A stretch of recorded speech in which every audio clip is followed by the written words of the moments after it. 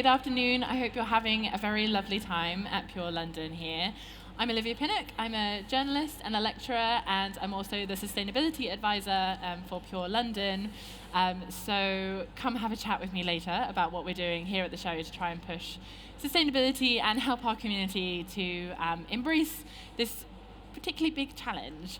And one of the things that we have done for that is to create a sustainability toolkit, which is aimed at independent retailers who often, we appreciate, don't have the time or resources to invest in their sustainability initiatives. But we really believe that they have an important role to play in creating a more sustainable fashion industry here in the UK. You can download that toolkit from the QR code over on the stand at the Sustainability Hub. But before you all rush off and go download that, which I know you will, we'd love to have this panel here with some leading experts and retail who are embracing sustainability and really leading the way. And I think there's so much that we can learn from them in that. So it's my absolute pleasure to introduce Kalkadan Legessa, who is the owner of Sancho's in Exeter, and also Oni, which is a resale app. Joe Vanna, who is the founder of Trad Collective, based in Leeds, and Simon Bell, who is the COO and co-founder of Immaculate Vegan, an e-commerce vegan and ethical retailer. So thank you very much, all of you, for joining me here today. I'm very excited to pick your brains about the wonderful work that you do in your business and how that can inspire other people to make change in their own businesses. So to introduce yourselves in a bit more detail, Kalkadan, would you like to start to tell us a bit more about the values that drive your business and how you implement those? Of course. So hi everyone, my name is Kalkadan, Wow Sancho on Instagram, if you guys are tagging people in your stories. So I grew up as a asylum seeker, like first-gen immigrant to the UK. And I think at the core of my value system is the understanding that all people deserve a good quality of life. However, the structural inequalities of the world often mean that many people, particularly brown and black communities across the world, have a poor quality of life. I think when it comes to fashion, it's our relationship with consumption, which is tied to seeking the lowest possible prices, that continues to perpetuate a poor quality of life for oftentimes people like me and my family back home. And I think it's the will to change that system, to create a more just system, which is at the core of my belief system and what motivates me in Sancho's, Oni, and everything else. And so how does Sancho's practice those? So for us, as a core kind of tenet of sustainability is fair wages and living wages for all. So when we stock our shops, so Sancho's is a multi-brand retailer based in the Southwest. We carry up to 150 brands at any time. What we're looking for is brands who can illustrate fair working conditions for their garment makers. And then when we find these brands, we not only stock them, but we champion them and we try to support their success. And the hope is that in doing so, we create more of a demand for equitable labour practices and can influence through, how we decide to spend our procurement budget, how incomes, are created around the world. And Joe, tell us a bit about Trad Collective. So we're a sustainable shop. We mainly focus on second-hand clothing, sustainable and upcycled clothes and homeware products. We also do a bit of jewellery and other accessories. Our main focus is handmade, locally made products. So most of our items are, either second-hand or made in the UK. And you also have your repairs business as well in the shop? Yeah, so we offer tailoring services in the shop. We do mendings and alterations so that people can bring in their own clothes and give them a new lease of life, extending the life cycle of all products. And Simon, tell us a bit more about Immaculate Vegan. Okay, so Immaculate Vegan is an online marketplace selling vegan fashion. So buy vegan clothing, footwear, accessories that don't involve animals. So we sell a lot of footwear, we sell a lot of bags, we sell a lot of knitwear, anything that basically is an alternative to wearing to wearing animals, in effect. So it's a very purpose-driven business. We're on a mission. Our mission is to try and change the face of fashion, get people to realize that you can look good whilst doing good. And we've been in business for 3.5 years now. It's going great guns, very fast. We sell to the UK, US, all around the world, brands from all around the world. That's what we do. And I think sustainability can feel like a huge challenge, a big global issue, and sometimes we can feel really small within that, either as individuals or as small business owners, brands, retailers, whatever it is. What do you think is the role of independents and small businesses in addressing sustainable fashion? I think the kind of beauty of being a small and independent business is that you can really build a company around your value system, your choices, your resources, and you have the freedom to make choices that larger companies don't have because they have more complex organizational structures. And because of that, I think when we see so much innovation in sustainability, or even in design or creativity, so much of that is coming from smaller organizations. And I think the real opportunity for us is to try things that our larger peers would never dare to try for fear of the risk of a loss of market. But in doing that, Sancho started in 2014, and we very much started in an environment where nobody could even conceptualize sustainability in fashion. People would have no idea what it meant coming into the store, and that's obviously changing in some ways fast, in some ways slow. But because we were dealing in this small space and we're able to niche down, we're able to try something that not other people would try, and then play the role of the, I guess, I don't want to use the word educator because, certainly not like an actively educating organization, but ultimately just showing consumers that there is an alternative choice. And I think that's an amazing aspect of being small. Yeah, do you want to jump in on that, Joe? I agree with everything you said. I think as a small company, you have a lot of flexibility in becoming more sustainable that big companies won't have. And with that, you can inspire bigger companies to want to do a bit more. And I think that's an important role that we play. Yeah. Well, independents like startups are unconstrained by legacy models. You can do more. So independents, you can be in the vanguard of change. You can make it happen. They tend to be smaller companies, so it's easy to get buy-in, often owner-driven businesses, so it's very easy for the owner's passion to kind of come to the fore.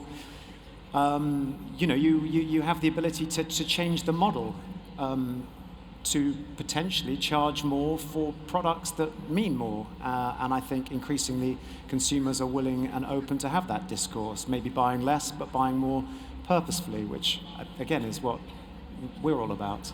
So I think independents have the ability to really be in the vanguard of this movement. Yeah, I want to build on what you said, because it's always a thing. The minute you start talking about sustainability, everyone goes, but the price, but the cost. And of course, those things are important for a sustainable business. How do you juggle those as small businesses, and having those conversations with your consumers where they might have to pay a bit more, or managing your costs yourself? Yeah, I really struggle with it. I know that a lot of people from sustainable and ethical fields will say, that's the true cost of an item, or, it's all fast fashion alternative.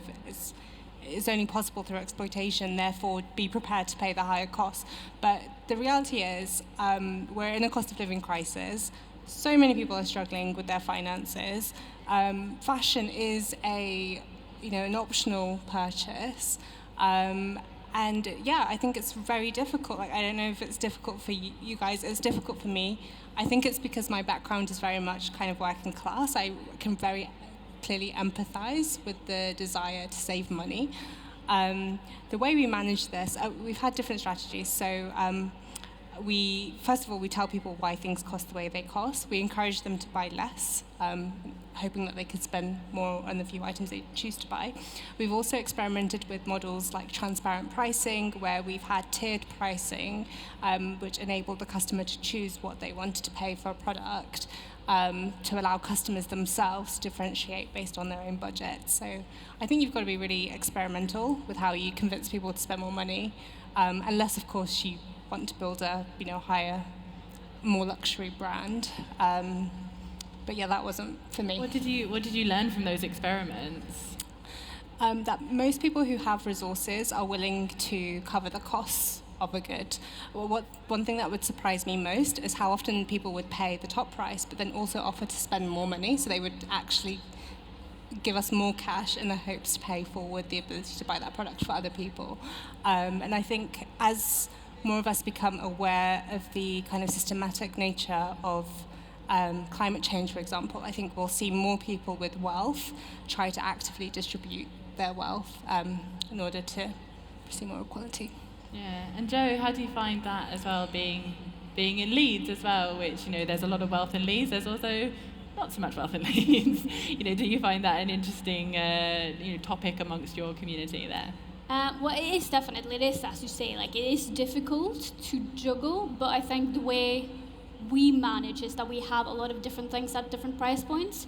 And because we do the second-hand and the upcycling as well, we can price that a lot lower. So even if you can't actually afford to buy a new sustainable garment, you can still afford to buy a second-hand garment or an upcycled garment. That's interesting. And as an online retailer, can you able to save a bit of costs because you don't have the overheads of a physical space? Yeah, there's no question. If you're a pure play online business, you don't carry the same kind of cost structure, so that certainly helps. You haven't got no physical infrastructure and none of those costs. But I was just going to say, with reference to a cost of living crisis, yes, there's a cost of living crisis, but there's also an environmental crisis, which actually means that there's a growing number of particularly younger consumers who are more aware of the impact of fashion on the environment, and therefore are much more aware of the true cost of fashion, and I think are more inclined to look for more purposeful brands and more purposeful items, and will pay more because that item has more meaning and value. So I think that kind of, is a slight counterbalance to the cost of living issue. I think fast fashion is becoming less appealing to many consumers. We've certainly found that vegan fashion is taking off, but that's largely because veganism as a lifestyle is taking off.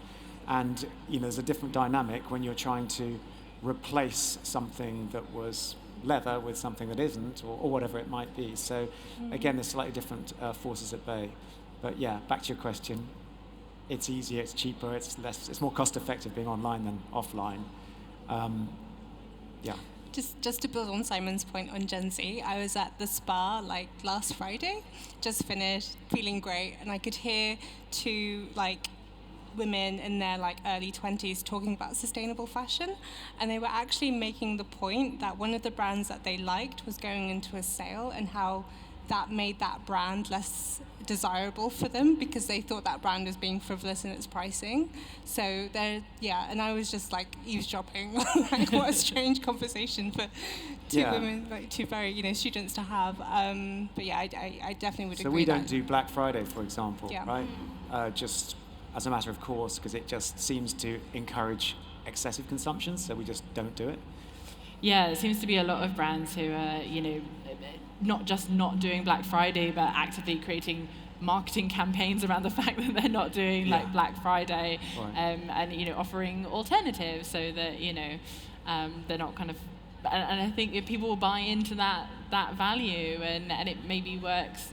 But it's difficult because, in the more traditional retail space, I think people are hearing constantly consumers are just waiting for discounts, they're just waiting for the sales because there's always a sale on at some point. It's tough. But yeah, let's talk a bit about then, who is this customer then? We talk about this magical customer who cares about sustainability, is willing to pay a bit more and stuff. Who do you see, Simon, are your customers on Immaculate Vegan? Our biggest customer kind of cohort is 25 to 34.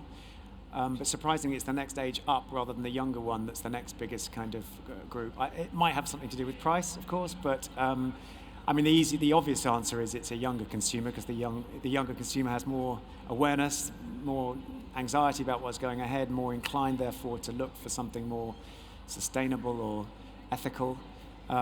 So I would probably lean towards the younger consumer in general as to who's the most au fait, akin, likely to buy sustainable and ethical fashion. Yeah, and Joe, you have a lot of students where you are in Headingley, in Leeds. Is it the younger consumer for you as well? Well, it's kind of a big mix. As for the people that don't know Headingley, it's a very mixed area. So there is a lot of students, but there's also a lot of young professionals and older people. So because we've got such a varied range of things, the students tend to go for the second-hand clothes, whereas the young professionals would go for the upcycling things, and the older generations would use the tailoring services. And Calcutta, how about at Sancho's? Who's your customer? Yeah, we have customers of all ages. I think a helpful way to categorize customers is by their lifestyle habits rather than by their ages. I think there's a specific term for this, but I can't think of it right now.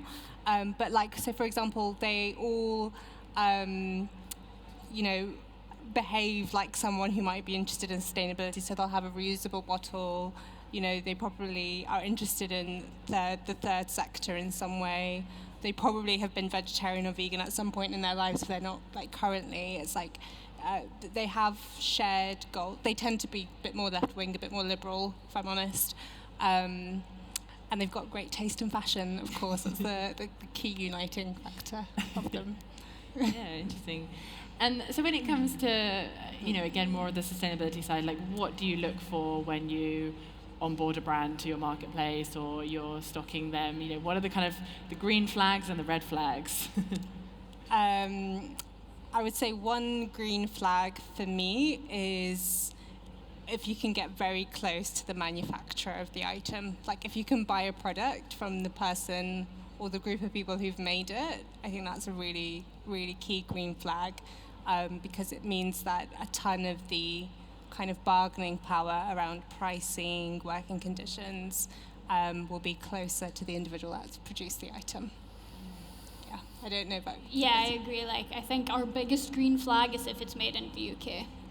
We do on occasion source things that are made in the rest of Europe, but that's about as far as we would go. Then obviously there's a lot of other green flags and good working condition, paying living wages, but as far as the most important one, we'd say the more local it is, the better. The where it's made. Any kind of red flags that you're like? Well, honestly, if it's made in China, that's a massive red flag for me. No, I would disagree with that. I think that there is this pull to want locally made goods and equate that with, the uppercase sustainability. But there are many innovations in China, many incredible factories in China that are so far ahead of where we are when it comes to garment making, that I think that brands and retailers shouldn't fear the label made in China and equate that necessarily to unsustainability. I think that's a bit of a...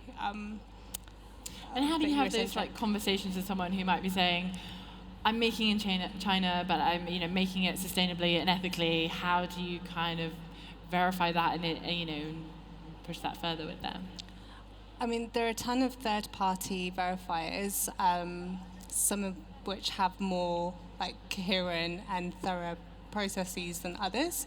Some good standards are GOTS, Fair Wear, the World Fair Trading Organization, Fair Trade, B Corp. But essentially, we do rely on third-party auditors, especially when they aren't localized and they're a bit further away than we would rely on, because we don't have, as a small independent retailer, we don't have the resources to audit every organization. So that's what we would be looking for in that instance. I think over time, what we'll see is blockchain technologies, more open communication with manufacturers and workers that will help individuals here verify, not just retailers but actual consumers, verify the working conditions of garment makers wherever they are. I think that's probably what will happen in the future. Simon, what do you look for at Immaculate Vegan in the brands that you stock? Well, the red flags are really, really easy because, if there's any animal element in it, that's out. So no leather, no wool, no silk, no mother of pearl buttons. Honestly, it's all off the card. So the red flags are very easy. But we don't just sell to vegans, we sell to the conscious consumer. So we make sure that that the manufacturing is kosher, that the materials are good. So we don't sell anything with PVC, for example. We are very strict on the people side of things to make sure that always a living wage is paid wherever the brand or the product is made.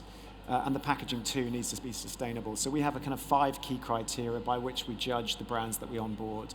So it's fairly straightforward. The green lights are kind of almost the antithesis of that. Brands that are vegan, that are sustainable, that put people first, that are doing good things. And how do you all look at kind of the full life cycle of a product as well, not just sourcing something that's good, but maybe considering its end of life or its use stage? Where does that play a factor in your kind of product mix? So what I realized is that Sancho's as a business had very little understanding of or awareness of its products after the point of sale. Like, as a traditional retailer, there were very limited ways in which we could actually figure out what was happening to the item after it was sold. So that's why we created Oni, the startup. So Oni is a platform for brands to manage the lifespan of their products, because it's in that lifespan where a whole new realm of value of each product is created, whether that's through resale, repair, or even recovery for recycling. So now what we do is we integrate with Oni, and Oni allows us to facilitate take-back schemes, buyback, peer-to-peer resale, and very soon repairs and recycling as well. Yeah. And Oni is also open to other brands and retailers out there, so if you guys are interested in that, please find me. Yeah, Joe, how about for you? I think it's very important. As we've already mentioned, we do stock secondhand and upcycle things, and we have the alteration services. People can sell their secondhand clothes through us as well. So we try and offer a lot of different solutions to sort of extend the life cycle of a garment. We have Only on board, so we have a pre-loved section, so people can buy items from Immaculate Vegan and then sell them pre-loved, in effect, on our platform. So that's still new and is in its early days. But yeah, we want people to sell their products on our website when they've grown out of them effectively. So yeah, that's how we do it. And what are the opportunities in sustainable fashion at the moment? Where are we? It feels like we're always talking about sustainable fashion, right? Or have been for the last few years consistently. Are we making progress? Is there still a growing market for it? I think so. I think especially with the younger crowd, there's definitely a growing interest. And as long as there are small brands like us, actually doing something to feed that interest, it will grow. Yeah, I think the sustainability market is growing 8% year on year, whereas traditional retail is growing at less than 3%. So as a niche, it's definitely one that has the most kind of near future potential. An area that I'm super excited in sustainability, and really because of the benefit of secondhand when it comes to carbon saving, is connecting brands to the life cycle of their products. The average UK household uses about 30% of the clothes that it owns. That means that 70% of the clothes are idle, unused. That is huge volumes of potential inventory that's just sitting there, not creating value. And we all know that desire is something that can be, I guess, I don't want to use the word manufactured, but we sell products by creating a demand for them. So if we can create a demand for that 70% of unused products, then we can grow the secondhand market at such a higher rate than it is even currently growing. And I think that's really exciting, and it comes with huge carbon saving potential as well. And then the other thing that I'm really excited about is the potential to recycle materials. I think there's a ton of material innovation that is going to come into fruition in the next couple of years.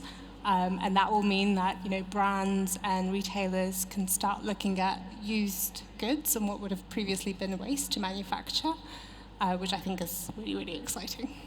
Yeah. What are you excited about, Simon? Where do you think? Well, just come back to your point about growth sectors. I mean, sustainability is going to continue to grow because as people get more aware of the environment, it's going to continue. It'll be a tailwind that keeps pushing the business forward.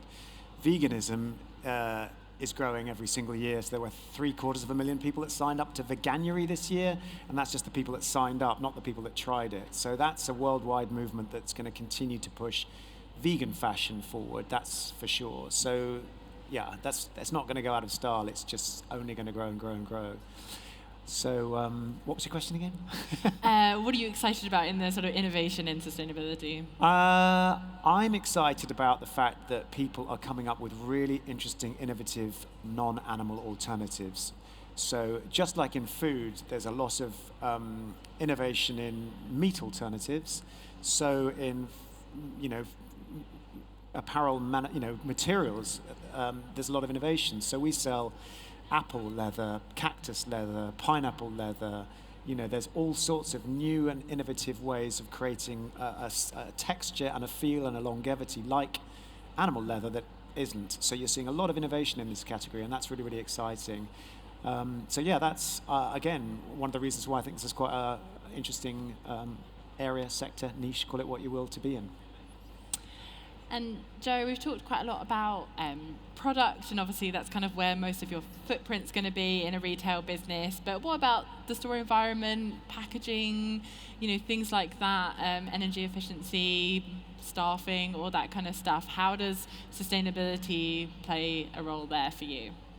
It plays a big role, obviously, and because we're still such a small store, it's quite easy to manage. We only have 2 employees.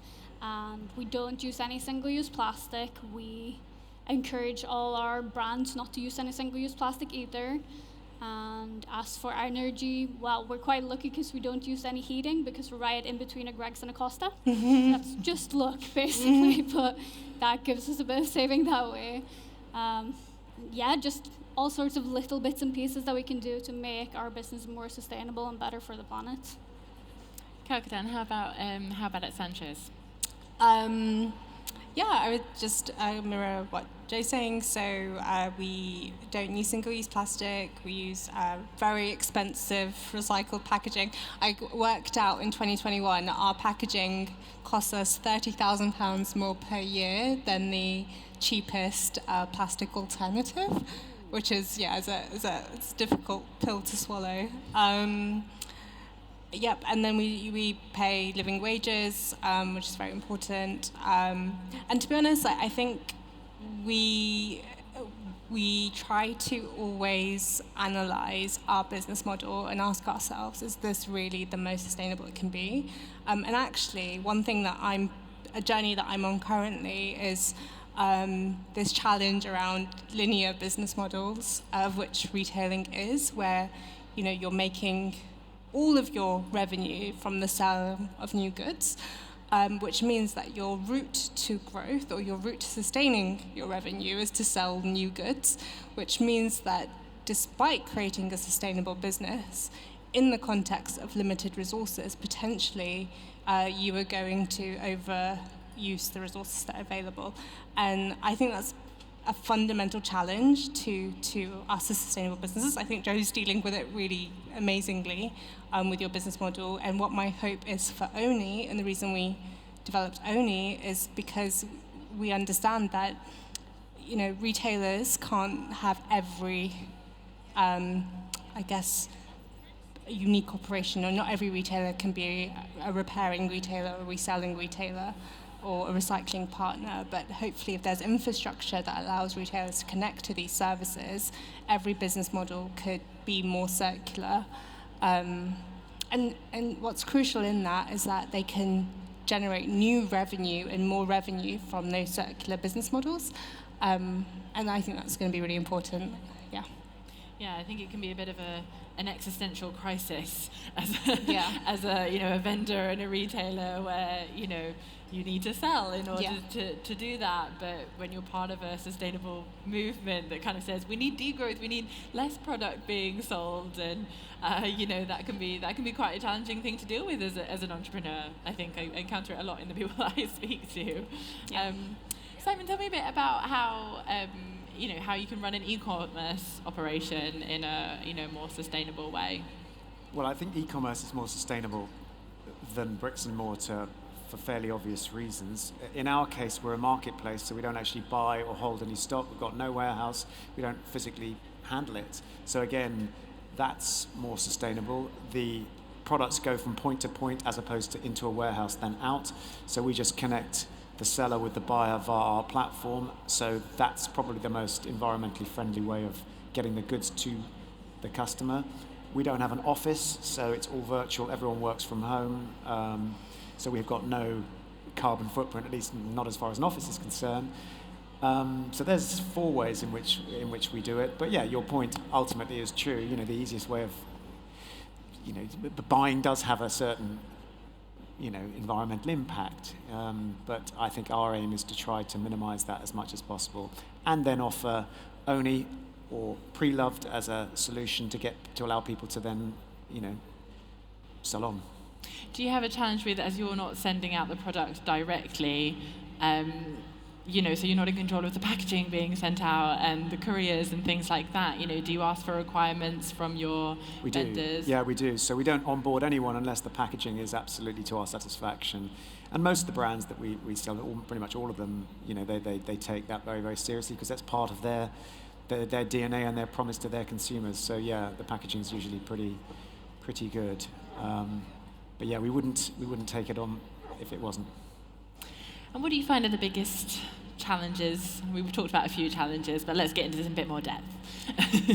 I think actually from the perspective of being a sustainable retailer, I think the biggest challenge is the retail margins, actually. I think every other challenge is more about how you choose to operate. And, I'd always encourage you to be the most sustainable operator you can be. But I think retail in particular, there is, there are overheads, whether that's rates or rent or staffing or window vinyls, that are a little bit more long-term, a little bit more sunk costs than, like a kind of a digital marketplace model. So I would encourage,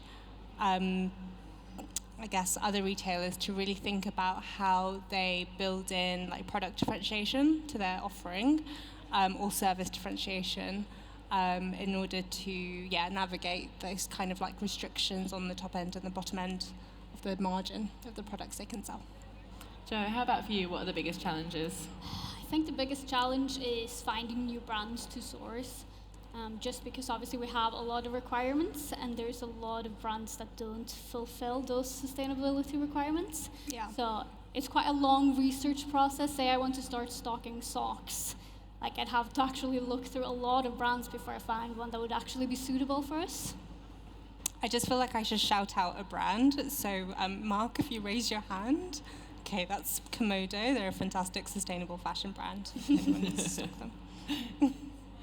Yeah, we stock Komodo as well. Thank you very much for that. What other question? What are the challenges? Look, we had a terrible challenge with Brexit, duties, all that stuff. It's very boring, but that was pretty painful, which I think we've managed to surmount.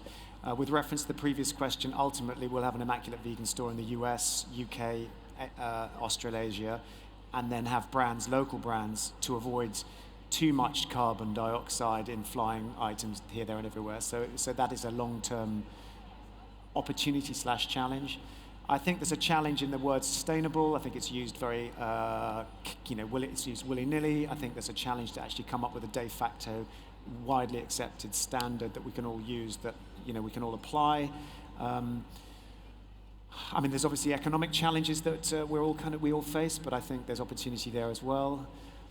And there's always a challenge to kind of get your brand out, get the message out, get people aware of you, but that's true of all businesses at all times. There's a few few of our challenges. Yeah, let's talk about that. Yeah, the word sustainable. Like, Joe and Kalkadan, like, do you use the word sustainable? Do you prefer another term? No, I definitely use the word sustainable. Not because I necessarily prefer it, but it's the term that people are most familiar with. Yeah, I use it. I'm going to use it to death as well, because like I think one thing about being like ethical and sustainable is that like it's so easy not to meet your own standards. Like there's so many changing standards and changing levels of information which require you to have constant adaptability to the environment, and so it makes sense to avoid discussing sustainability because it's very likely you'll get it wrong. And obviously, you know, that's could be greenwashing. But if we don't discuss it and if we don't work on it, if we don't use language that there's at least some sort of like consensus in what it means, like how do we progress the movement? So yeah, our website is, you know, some people say, you know, just be sustainable, don't talk about sustainability, but our website is just covered with like sustainable out head to toe. And yeah, we're trying our best, so yeah. Yeah, I mean, we had the same sort of discussion around, you know, the purely sustainable area at Pure. Kind of, you know, is there a better word we could be using? And there probably were, but then we were like, but people are going to Google sustainable, Yeah. so people understand it and recognize it as the term. But like you say, Simon, it's become so overused. Particularly by maybe larger corporations who are not doing nearly as much as smaller brands. Have you felt the impact of sort of greenwashing, you know, in your business? How do you see it in conversations you have?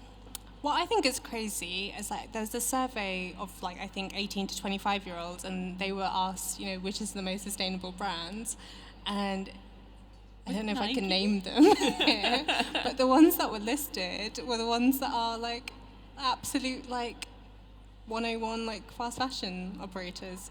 So yeah, I think it's challenging when fashion as a whole takes sustainability as a term to use to describe maybe collections or marketing campaigns, whereas I think what we're discussing is business models and not actual specific products. And I think it can confuse consumers. And if you're trying to differentiate on that basis, I think it can make it harder to differentiate. As much as like if you're buying Google ads, for example, but you're competing with H&M, who's also buying Google ads, it's going to be a lot harder. So I would suggest, if you're a sustainable retailer, to find other areas you can differentiate in, like more niche spaces, for that reason. Yeah, and Joe, how do you combat the sort of greenwashing? Well, it's difficult, but I think just having conversations with your customers, like because we're very much a retail store and I interact with the customers, that is quite easy. But it is, as you say, like a lot of them don't really always understand. Like they'd think that Zara is sustainable because they've made a collection with organic materials, but that doesn't necessarily make them sustainable. And then you'll have to sort of have the conversation with them, explaining what is and how it works. So it's always like a constant struggle. Yeah, and across all of your businesses, you know, both in Sancho's and Trad, there's like lovely signage. It's really interesting. You can read about, you know, the brands in a bit more detail in a way that even if you don't engage and chat to someone in the store, like you can know more about it. And obviously, Immaculate Vegan being online, that's kind of a bit of a benefit as well, that you can explain a bit more. Yeah, you can. You've got the opportunity to actually articulate. So for every one of our brands, there's a collection page, and they can and do explain how they're, you know, animal friendly, how their packaging is, and how their materials and their production processes are all there. Look, I think sustainable is a very difficult word to lock down. I think we probably do need a standard de facto sort of standard stamp. Good on You might get there. They're obviously working on, you know, scoring brands, but there might be another. But yeah, it's a difficult word to actually kind of, lock down, as it were. I mean, again, whether I want to plug veganism too much, you know, at least there is no doubt about that. It either involves animals or it doesn't involve animals. So I think in many respects, it's a really good stamp of kind of sustainability. And actually, for a while, we dithered whether we should actually take the word vegan out of our brand name, but I felt that vegan was an extremely good shorthand for the ethical, sustainable, environmental qualities that people are looking for in a brand. So actually, we use it, happily. It's a difficult one, but it's only going to grow and grow. But I think in due course there will be some way of actually, justifying it that we'll all buy into, I think. Do you find there is a stronger level of trust being smaller independent businesses? In what way? Amongst your customers, do customers they're more likely to trust you than they are to trust a big high street chain? Definitely. I think again because they can actually interact with the owners and the people that work there, it's much easier for them to build a trusting relationship with us. Yeah, I guess it's exactly what you're saying about the way you source suppliers as well, and you can have those conversations, you can build that level of trust with people where you feel like they really understand it and know what they're talking about. What do you think is a common misconception about sustainable fashion? Maybe that there's not a market for it. I really think if you are considering stocking sustainable brands, you just should. Should absolutely do that. People love it. First of all, the quality of products tend to be so much better. One thing that we always get in store is people walk in, they touch the garments, and they're just like, wow, this feels so nice. It feels so nice on my body. We'll sell T-shirts, and they'll come back, quarter after quarter after quarter just to get a new one, just because that's the best T-shirt that they own. So sustainability often results in a much higher quality product, which results in a happier customer, and that's just a great deal. Yeah, anything for you, Jo? I think one misconception is that sustainable fashion is always more expensive. It doesn't have to be. It will often be a little bit more pricey, yes, but as I've mentioned before, there are ways you can get around that by selling upcycled or second-hand clothes as well. So, if you are considering becoming more sustainable, there's always ways for you to work around that to get within the price range you want to be as a retailer. And how do you source your second-hand products? So it's a bit of a mix. As I said before, we do sell, customers come in and sell their clothes through us. So that's one part of it. And the other part, we go to second-hand wholesale warehouses and pick out the bits and pieces we want ourselves. That way we can also control the quality that we actually get. Do you have to do dry cleaning or any repairs or anything on stuff that comes in at all? We don't do any dry cleaning. We do occasionally, often have to clean it, but just normal clean it. And the repairs, quite often we have to do, and I've got my colleague here that does a lot of that as well. Because you do quite often find garments that have little rips and stuff, but the rest of them are intact. So by just making a small repair, you can still sell it on as a really good quality garment. Simon, what do you think is a common misconception about?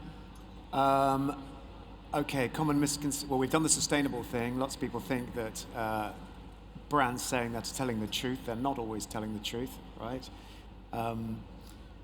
People always think that things made of cotton are necessarily environmentally friendly. That's not necessarily the case. So we only sell GOTS certified cotton, for example. Cotton can be very, very wasteful in terms of resource, water, and so on. So, check the label, I guess. Leather is not a byproduct of the meat industry. Leather is a huge industry in its own right, so that's a myth. But a bit more positively, I think a lot of people think, sustainable must be dull, unfashionable, a bit frumpy. Well, I think we're here to prove that that's not the case. A lot of people think, it must be really hard to find. Again, that's our job to try to find the best, most ethical, sustainable fashion from around the world and make it easy and attractive place for you to shop. And it doesn't necessarily have to cost more. It might do, it might not. But if you offer a range of items, then you give people that choice as well. So yeah, it's certainly getting easier to find sustainable fashion, and I think we're busting a few myths along the way. I actually had a very interesting conversation with a brand, a wholesale brand, who are kind of fast fashion. And I was asking them about, were they doing anything with sustainability? And they said that they had a collection that they had used, I think from recycled materials or an organic cotton range or something like that. I can't remember. But they're we did a range, literally 6 styles. And I was okay, well, that's a start. And I was was it a cost barrier because you're quite, a cheap product? And they're no, it costs us exactly the same. to produce. And I was like, oh, that's quite surprising. They were like, oh, but the problem was the availability. So like once we sold out of it and it flew off the shelf, we then couldn't get the same material like back again. So you're like, so it's the fast element that might be kind of the problem here, rather than necessarily like the cost or all those things. It is quite interesting. If there are any other brands or retailers in the audience here who maybe they've started and want to do a bit more, or maybe they want to make a start in becoming more sustainable, what would be your advice to them?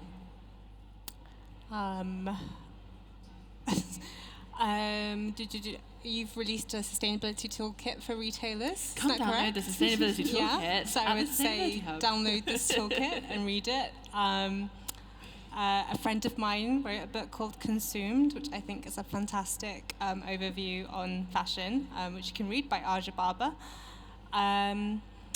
If you are, or if you already have like collections you sell and established expectations from your customer, I would suggest do what Joe suggested, which is begin to introduce products, market and sell them. If you're creating something new, I think within 5 years, whether it's regulation or consumer demand, every product will need to be sustainable. So I think just get ahead of that and make sure your business model operates in that way. And then if you have any specific questions, you can always message us on Instagram, and I'd be happy to answer. So it's Wow Sancho on Instagram. Joe, what's your advice?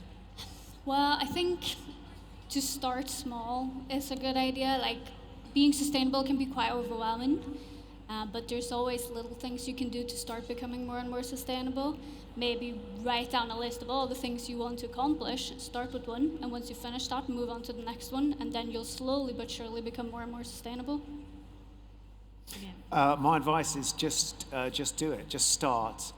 It's a journey. You can't do it overnight, but customers recognize it's a journey, and so long as you are clear in expressing that, then people will, will back you. So just get on with it, I think. There are, of course, other things that can help underpin and make you more credible. So we didn't talk about it, but I think B Corp is kind of interesting. The act of trying to be a B Corp will mean you will clean up a lot of your act and become more ethical and sustainable, and all of this stuff along the way. It's something that it's a journey we're going to start this year because we think it's a really, really strong endorsement, but that's another way of getting there. But I think the key thing is just start, because I think ultimately it becomes obligatory. I don't think there's any choice in the matter. So start the journey.